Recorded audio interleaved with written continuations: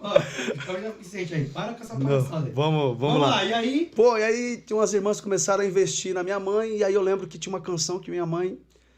Eu espero que eu vou lembrar aqui, hein? Não posso esquecer da música que faz parte da nossa vida, que é Ó, quão cego andei e perdido vaguei, longe, longe do meu. Então minha mãe atravessava a rua, porque tinha alguns trechos que ela. E ela saía com a carpa na mão e ia lá na casa da irmã. Cantando. Eu não me recordo o nome das irmãs, que daqui a pouco é capaz de colocar a irmã fulana. Põe aí, mamãe. Mas assim, teve muita gente, ela teve muita gente assim que participou da conversão da minha mãe. Então assim, foi algo muito bacana. E nesse contexto todo aí, a gente era muito conhecido, até por conta do meu pai, né? Meu pai era alcoólatra, então a gente era muito conhecido porque, né, fazia barulho mesmo, o bicho fazia barulho. E aí todo mundo conhecia a gente ali. Então, imagina, a mulher, 4 filhos, o homem que era alcoólatra. Cara, você olhava assim, a gente tinha tudo pra dar errado. Tava, Tipo, na cabeça da galera, uma família disfuncional. destruturada, enfim, não ia fluir nada, não ia dar em nada. E aí começou esse processo das irmãs, tal, começar a evangelizar, a discipular, que era algo natural, né? Não é moda, era natural. As irmãs que tinham isso no coração. Começou a cuidar da minha mãe, atravessando, foi cuidando, minha mãe levando a galera, a gente indo pra igreja. Aí eu lembro que meu pai chegou em casa com a cerveja, com a taça. Eu lembro até hoje uma taça de alumínio que ele tem, que ele colocava no congelador para congelar um líquido que ficava no fundo da taça. Hoje não é de alumínio, né? Hoje é aquelas de plástico, mas tem esse líquido também embaixo. Então, aí eu lembro até hoje. Ele falou, aí naquela época, né? Faz tempo. Não vou revelar a idade. Até porque para vocês não ficar constrangidos, com inveja. A gente não vai ficar falando de idade, 20. Não, por favor. E aí. E aí. Cada perna. Quase isso. Tá saindo, galera. Tá chegando. Saber ser apresentador, não é assim. qualquer coisa. E aí eu lembro que meu pai chegou em casa e falou assim: eu vou. A gente tava saindo para ir pra igreja, falou assim: eu vou ouvir o jogo do Santos, que naquela época era só pelo rádio. Quem tinha televisão e nem pensava nessa transmissão aí, pelo menos lá não pegava. E aí eu sei que a gente chegou em casa, aí já veio a notícia e falou assim: agora eu sou crente. Aí, eu até falei já, eu sempre falo isso, falei assim: quem acredita em bêbado? Agora eu sou crente. Mas foi do nada? Não, a gente foi pra igreja, quando voltou o cara falou: sou crente. Eu vou explicar. O cara vai pra igreja... Tem que ter esse aqui, entendeu? Obrigado, produção. Aqui, Vai, Luquinhas, vai. Aqui, ó, Luquinhas, vai. Vai, Luquinhas. Chegou. Chega. Porque assim, cara, tinha um trabalho, assim, a gente sabe que as coisas foram mudando muito. Então, naquela época, se evangelizava muito na rádio. Rádio, praças, era muito mais forte, né? Era muito, muito, muito mais. Ali tinha evangelismo de verdade. Não vamos entrar nesse detalhe. Mas a gente dá uma alfinetada, não mas foi aí onde Deus...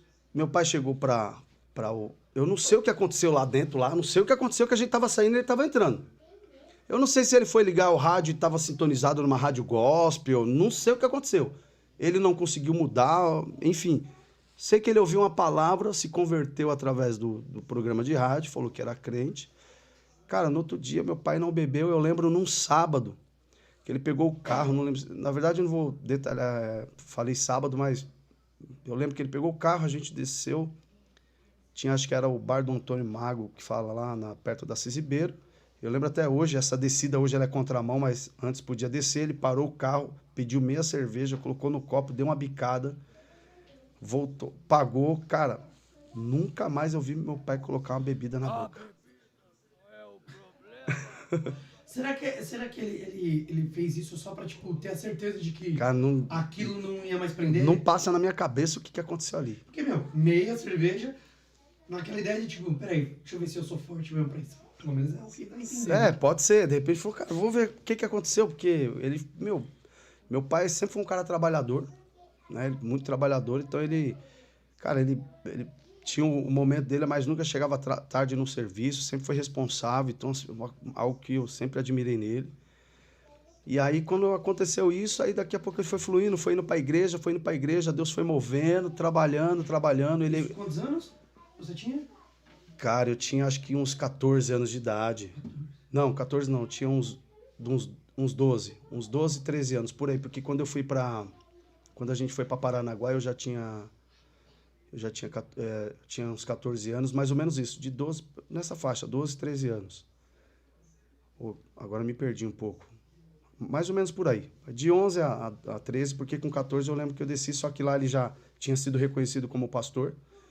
Então eu lembro que a gente estava na Nipo Brasileira, que eu ia voltar justamente para a gente contar essa história aí, como a gente foi parar na igreja, na Assembleia de Deus Bom Pastor.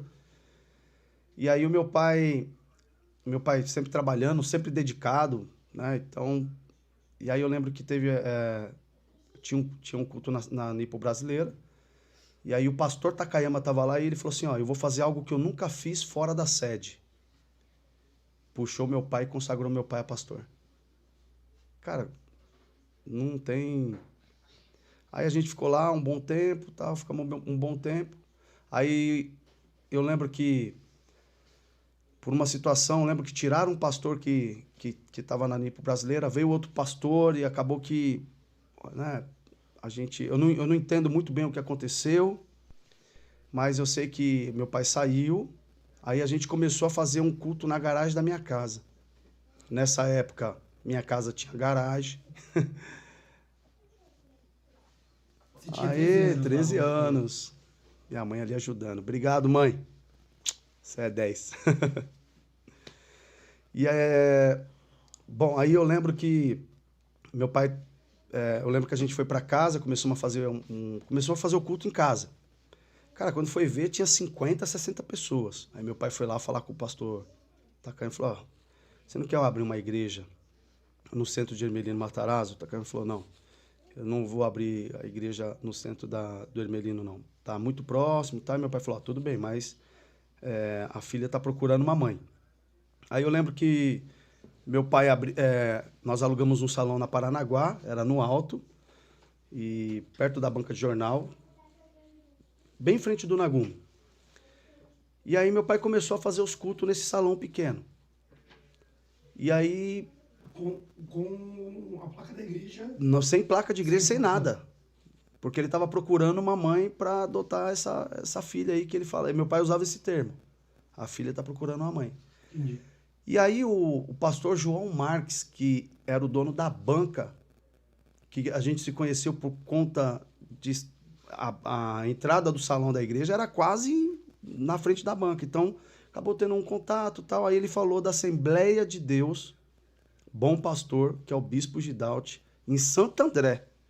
Aí fizeram a conexão, tal. Aí foi quando meu pai fez a junção lá colocou a placa da Assembleia de Deus. Aí a gente passou um bom período com eles. Passamos muito tempo eu nem sei... Dá um toque aí, mãe. Quanto tempo a gente ficou na Assembleia de Deus Bom Pastor? Não sei se foram 18 anos.